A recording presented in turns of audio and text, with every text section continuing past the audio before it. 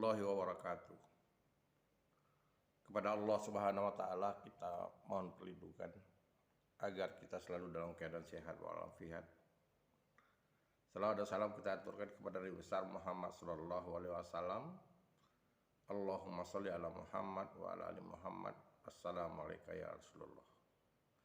Para pecinta karya sastra yang saya hormati, para guru, siswa dan mahasiswa yang lagi mendalami karya sastra. Pada kesempatan ini kita akan memperbincangkan tentang pisau bedah karya sastra, yaitu teori sastra. Kalau yang terdahulu kita sudah bicarakan tentang sastra hubungannya dengan pengarang, sastra hubungannya dengan masyarakat, dan sastra sebagai karya yang otonom, maka kali ini kita akan bicarakan masalah sastra dengan respon masyarakat. Artinya karya sastra dihubungkan dengan reaksi masyarakat, penerimaan masyarakat. Saudara-saudara sekalian, dalam aliran seni atau paham dalam bidang seni ada 3 paham, ada 3 prinsip yang dianut oleh para seniman. Ada yang berpendapat seni untuk seni, artinya dia tidak peduli, tidak mempertimbangkan mau diterima atau tidak oleh masyarakat. Yang penting ia bisa menyalurkan naluri seninya. Dikata orang dalam istilah ini art for art, seni untuk seni. Jadi tidak mempertimbangkan apakah karyanya itu populis atau tidak. Tidak mempertimbangkan apakah karyanya itu diterima oleh masyarakat atau tidak. Yang penting ide-ide, gagasan-gagasan seninya tersalurkan.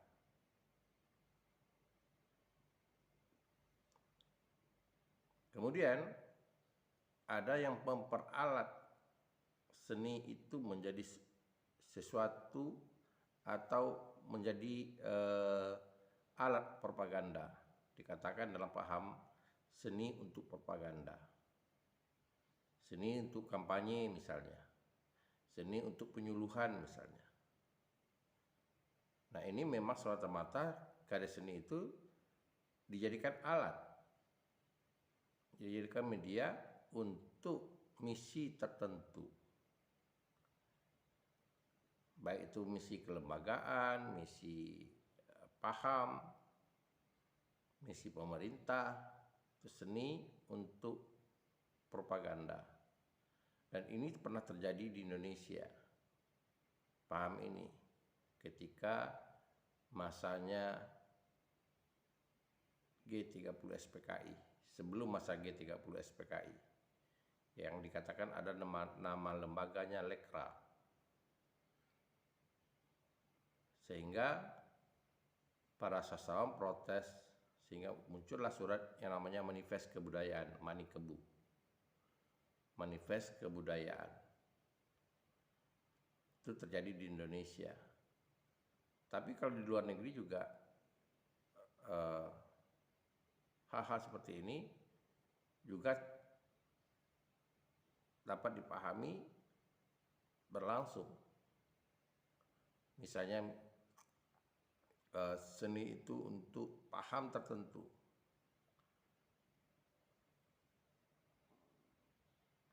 Kemudian yang ketiga, art for whom. Kalau tadi itu seni untuk propaganda, art for propaganda. Sekarang art for whom, seni untuk masyarakat. Nah, artinya seni itu memang diperuntukkan, dibuat untuk masyarakat. Persoalannya, masyarakat itu perkembangan apresiasinya berbeda dengan perkembangan kreativitas sastrawan.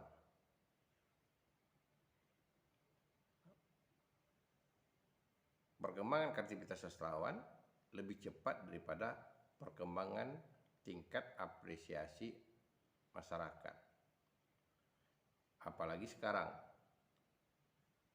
masyarakat itu semakin jauh, secara umum semakin jauh tertinggal apresiasinya dibandingkan karya-karya seni. Nah, akibatnya karya seni itu semakin selektif. Masyarakat tentu mencari kepuasan dalam bidang seni ini hal-hal yang sejajar atau yang mampu ia apresiasi. Akhirnya karya sastra semakin hari semakin terseleksi orang yang menikmatinya. Oleh karena itulah kita perlu memahami teori atau cara membedah karya sastra itu. Saudara-saudara sekalian, Nabi bicara tentang sastra dengan masyarakat, karya sastra dengan masyarakat, maka pada tahun 1957, kritikus dari Jerman, Isidor Jayus, itu mengatakan bahwa pada hakikatnya karya seni itu akhirnya dilemparkan kepada masyarakat. Masyarakatlah yang menilainya. Maka muncullah yang dikatakan teori resepsi. Teori resepsi ini mengkaji respon masyarakat. Masyarakat yang mana? Ya masyarakat yang pembaca. Dalam teori ini, pembaca itu dibagi atas dua. Pembaca itu dibagi atas dua golongan. Yang pertama pembaca yang dipersiapkan, yang kedua pembaca yang tidak dipersiapkan. Yang dipersiapkan ini artinya pembaca yang secara akademisi ia punya wawasan, punya pengetahuan tentang apa yang ingin diminta tanggapannya. Misalnya dari kalangan mahasiswa yang sudah belajar sastra atau dari para seniman yang betul-betul sudah belajar, punya pengetahuan yang mumpuni berkaitan dengan sastra. Kedua, pembaca yang tidak ada dipersiapkan, yaitu masyarakat awam. Bebas, bisa jadi tingkat pendidikannya itu berbeda.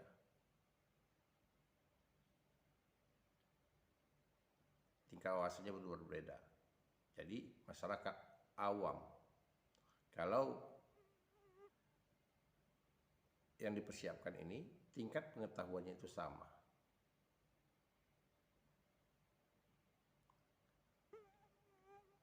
Nah, lalu kalau ditanya mau dipilih yang mana? Kedua-duanya bagus. Jadi kalau kita misalnya menyebarkan angket pada masyarakat awam, ya kita melihat yang bagaimana. Tentu yang kita tanyakan itu tidak bersifat rumit, lebih teknis.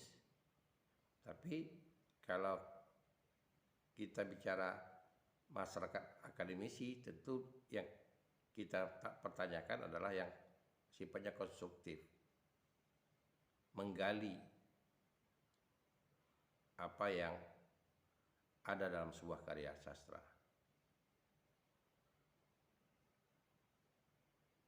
Berarti paling tidak ada dua cara untuk mengetahui respon masyarakat. Yang pertama tentu menyebarkan angket, kuesioner, pertanyaan kepada masyarakat. Dari pertanyaan itulah kita dapat informasi, kita dapat mengolah tentang apa yang mau kita cari.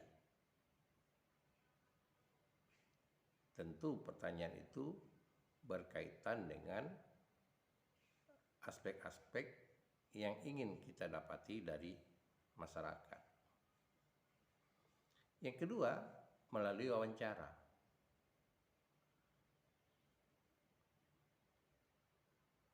Kita dapat mewawancarai orang-orang yang kita anggap pakarnya, ahlinya, atau menguasai bidangnya.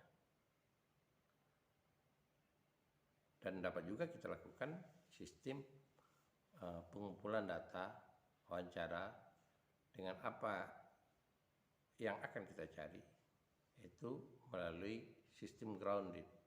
Dalam penelitian kualitatif dikatakan grounded. Kita mengejar narasumber. Kalau misalnya satu sumber sudah kita tanyai, lalu kita tanya lagi, siapa lagi yang tahu, siapa lagi yang tahu, lalu kita kejar sampai kebutuhan kita terhadap data itu terpenuhi.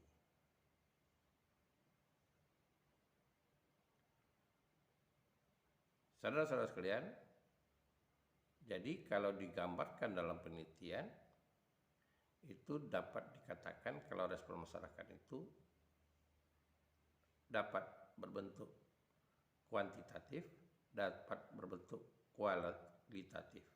Artinya kita secara kuanti jumlahnya yang menerima. Secara kualitatif kualitasnya. Dan akan lebih baik kalau kita menggabungkan penelitian kuantitatif dan kualitatif. Mix. Jadi dimulai dari kuantitatif lalu secara kualitasnya sebagai penjelasannya. Ini yang menarik. Berarti komplitlah semuanya respon masyarakat itu. Bicara tentang respon masyarakat ini, hari-hari kita bisa melihat bahwa respon masyarakat menggunakan media sosial. Karena di media sosial seperti Instagram, YouTube, Facebook, itu sudah diberikan ruang untuk mengomentari, untuk orang melihat like, dan bahkan untuk membagikan, men-share. Nah, ini bentuk yang sudah berkembang belakangan ini, respon masyarakat itu. Berarti data-data respon itu dapat kita ambil untuk pendekatan resepsi. Bahkan di YouTube atau di Instagram, di media sosial itu ada istilahnya viral. Responnya tinggi sekali. Popularitasnya tinggi sekali. Dan itu disajikan dalam bentuk yang dikatakan viral. Berarti dari data awal kita sudah dapat memahami respon masyarakat terhadap sebuah karya sastra. Apalagi sekarang karya sastra itu zaman pandemi ini lebih subur lagi, bahwa media sosial menjadi alternatif. Dunia digital itu menjadi alternatif orang berkarya. Orang tidak lagi memikirkan apakah sebuah kesusastraan itu akan dicetak atau tidak. Langkah awalnya mereka mempublikasikan dengan media sosial. Misalnya menggunakan Facebook, menggunakan YouTube.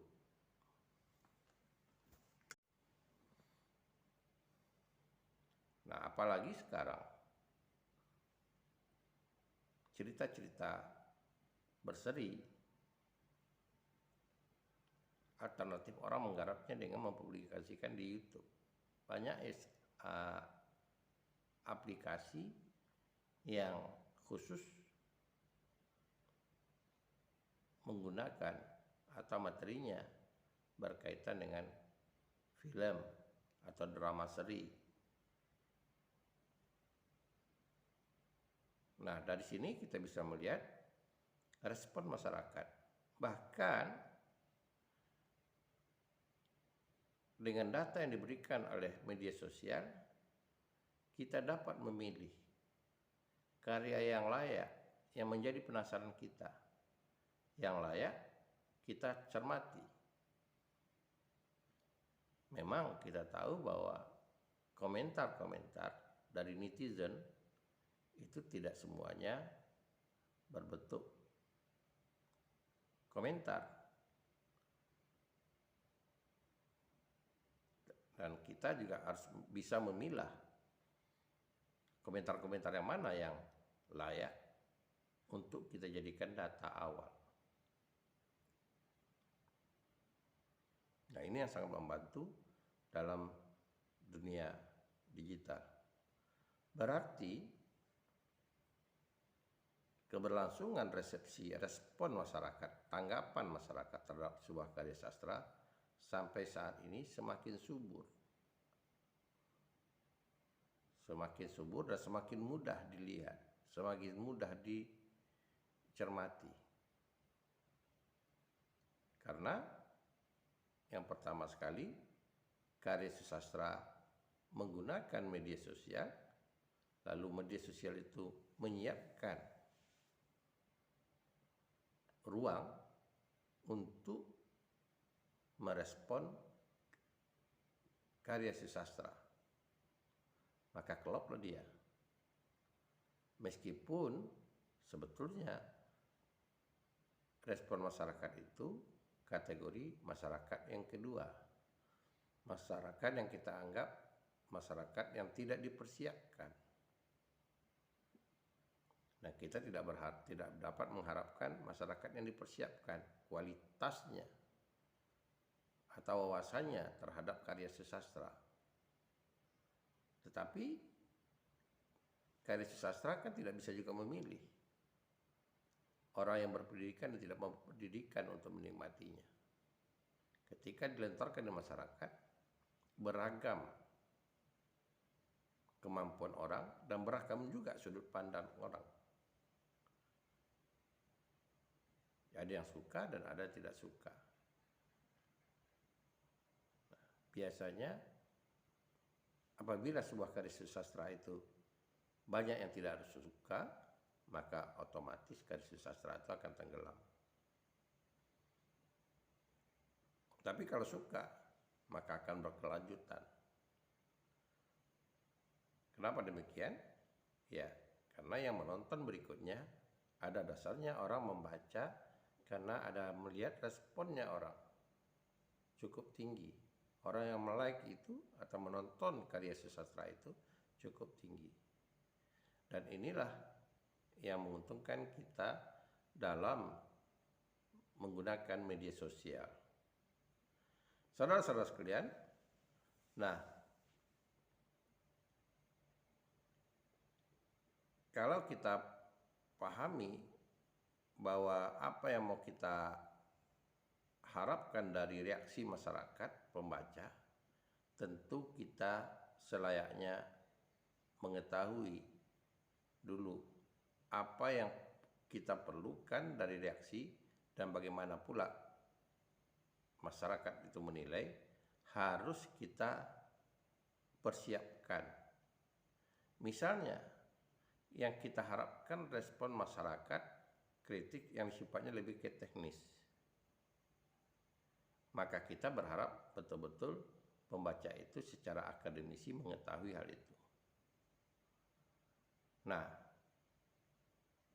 ada lagi misalnya, kalau yang kita harapkan itu misalnya adalah manfaat dari atau pesan reaksi masyarakat terhadap pesan atau manfaat dari karya itu. Tentu kita akan menyiapkan orang-orang yang paham mengambil makna dari karya sastra ini. Tergantung yang mana mau kita kejar dalam kajian resepsi ini. Namun demikian, saya katakan pada Anda bahwa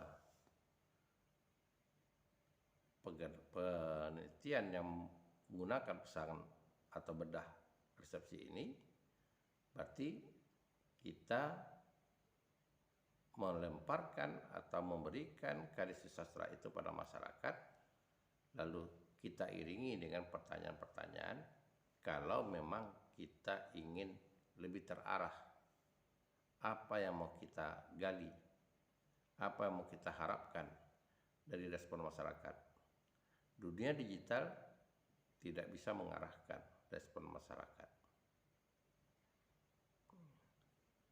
Bisa saja tingkat pemahamannya itu hanya dua, suka dan tidak suka, tapi tidak ada analisisnya. Yang kita berharap barangkali respon masyarakat itu lebih dewasa, ada alasannya suka dan tidak sukanya.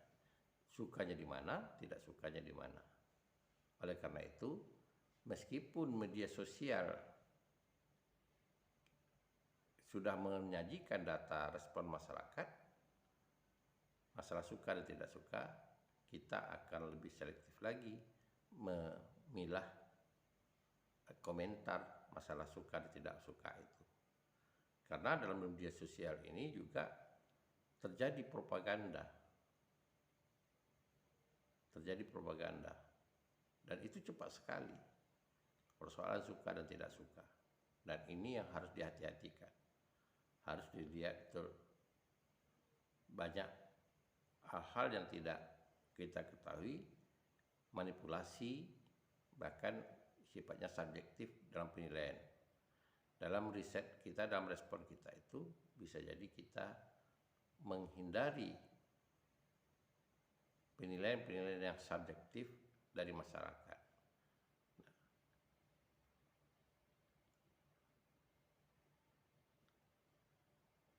Demikianlah yang dapat saya sampaikan, dan semoga kita dapat memahaminya bahwa pada hakikatnya karya sastra itu akhirnya dinikmati oleh masyarakat, dan tentulah kita ingin mengetahui penerimaan masyarakat itu dengan cara kita